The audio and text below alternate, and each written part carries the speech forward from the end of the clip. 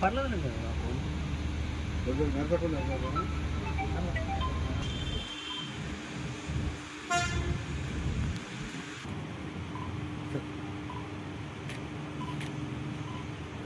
వేదికను అందించిన ఐజీ గారికి మీ అందరికీ నా నమస్కారాలు.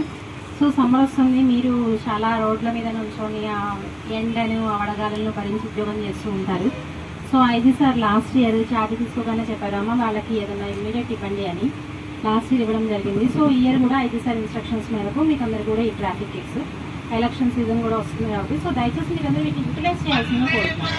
మీకు ఓఆర్ఎస్ కూడా డైలీ మంత్లీ ఒక 30 అట్లా ఇచ్చేస్తారు ఒకేసారి.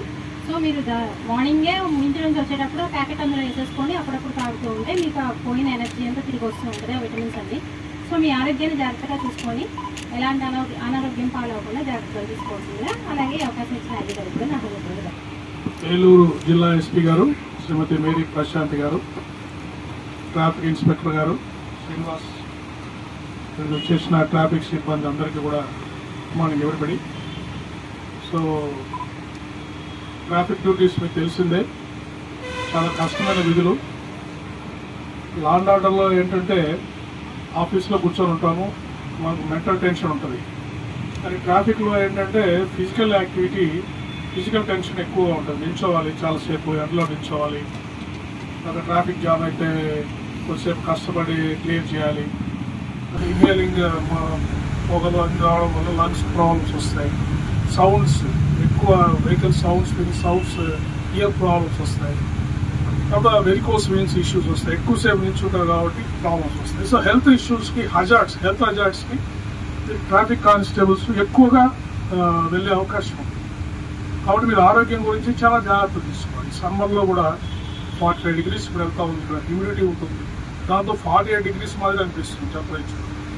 కాబట్టి ఇవన్నీ ఇచ్చేవి మీకు ఓన్లీ ఒక పాయింట్ అంతే. కొంత మీ వెల్ఫేర్ గురించి కొన్ని ఇస్తున్నాం. మీరు కూడా జాగ్రత్తలు తీసుకొని హెల్త్ గురించి రెగ్యులర్గా హెల్త్ చెకప్ చేయించుకొని ఎటువంటి అనారోగ్యానికి పాల్పడకుండా జాగ్రత్తగా ఉండాలి.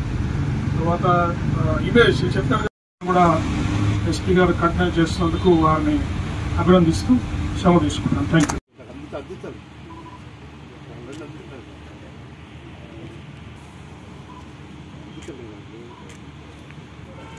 కింద కొట్టుకున్నావా?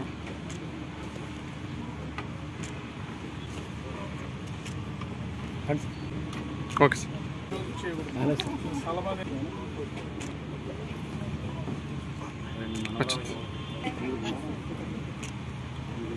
వచ్చింది సార్.